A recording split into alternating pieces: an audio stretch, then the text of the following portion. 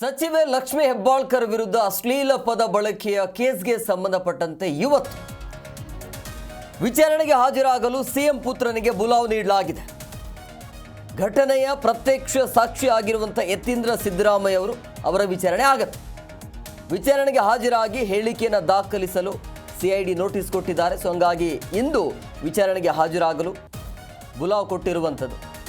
ಸಚಿವೆ ಲಕ್ಷ್ಮಿ ಹೆಬ್ಬಾಳ್ಕರ್ ವಿರುದ್ಧ ಆಗಿರುವಂಥ ಅಥವಾ ನಡೆದಿರುವಂಥ ಒಂದು ಅಶ್ಲೀಲ ಪದ ಬಳಕೆ, ಸಿ.ಟಿ. ರವಿ ಆ್ಯಂಡ್ ಲಕ್ಷ್ಮಿ ಹೆಬ್ಬಾಳ್ಕರ್ ನಡುವೆ ಆಗಿರುವಂಥ ಮಾತಿನ ಯುದ್ಧ, ಅದರ ಬಗ್ಗೆ ಕ್ಲಾರಿಟಿಯನ್ನು ಕೊಡೋದಕ್ಕೆ ಈಗ ಸಿಐಡಿ ಕಡೆಯಿಂದ ನೋಟಿಸ್ ಹೋಗಿದೆ ಯತೀಂದ್ರ ಸಿದ್ದರಾಮಯ್ಯ ಅವರಿಗೆ. ಪ್ರತ್ಯಕ್ಷ ಸಾಕ್ಷಿ ಇವರು. ಸೊ ಹಂಗಾಗಿ ವಿಚಾರಣೆ ಆಗಬೇಕಾಗತ್ತೆ.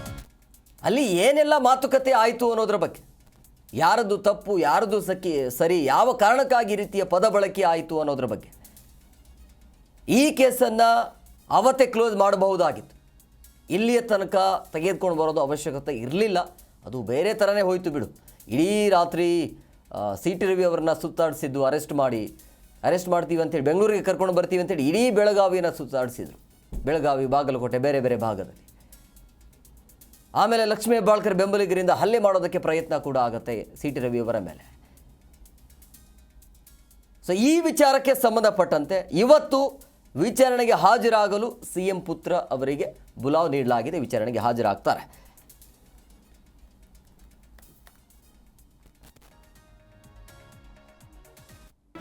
ಜಿ ಕನ್ನಡ ನ್ಯೂಸ್ ಈಗ ನಿಮ್ಮ ಮನೆಯಲ್ಲೇ ನೋಡಿ. ಎಲ್ಲ ಕೇಬಲ್ಗಳಲ್ಲಿ ಈಗ ಲಭ್ಯ.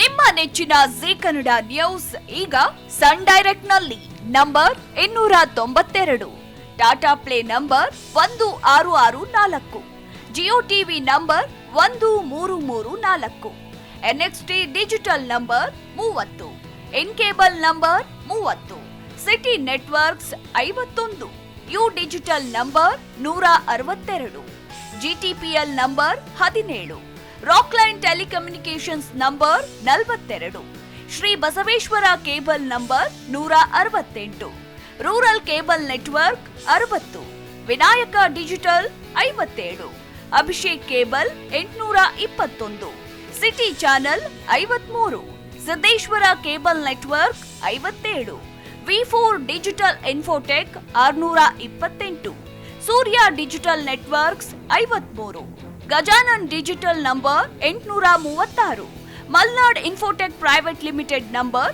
56, metro cast number 830, victory digital number 167ರಲ್ಲಿ ನೋಡಿ ಆನಂದಿಸಿ.